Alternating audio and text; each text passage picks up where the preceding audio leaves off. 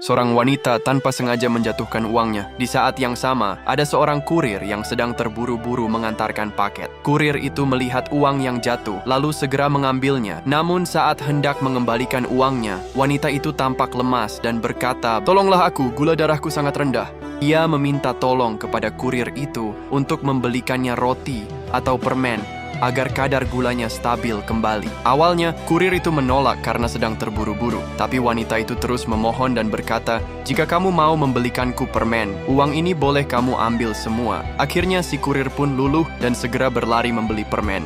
Tak lama kemudian, ia kembali dan memberikan permen tersebut. Kurir itu pun melanjutkan tugasnya mengantar paket. Wanita itu langsung memakannya dan tubuhnya perlahan kembali bertenaga. Sesampainya di kantor, si kurir menyerahkan paket kepada seorang manajer dan meminta maaf karena sedikit terlambat. Namun sang manajer justru marah dan berkata dengan nada tinggi, "Hari ini ulang tahun pacarku yang ke-60. Aku memesan minuman padamu, tapi kamu datang terlambat."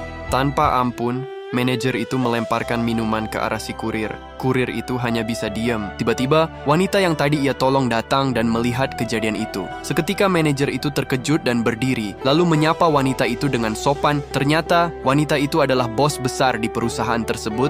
Wanita itu langsung berkata, "Di perusahaanku tidak butuh orang sombong seperti kamu. Mulai sekarang, kemas barang-barangmu dan pergi dari sini." Tanpa basa-basi, ia langsung memecat sang manajer di tempat. Kurir itu pun terkejut dan berterima kasih kepada wanita itu karena telah membelanya. Namun wanita itu tersenyum dan berkata, "Akulah yang seharusnya berterima kasih. Kamu telah menyelamatkan hidupku." Saat itu juga, telepon si kurir berdering. Ia mengangkatnya dan terdengar suara dari pihak rumah sakit yang mengatakan bahwa ibunya harus segera dioperasi dan biaya operasi harus segera dibayar. Si kurir langsung terkejut dan memohon agar rumah sakit segera melakukan operasi. Ia berjanji akan membayar semuanya secepatnya. Pihak rumah sakit pun menyetujui.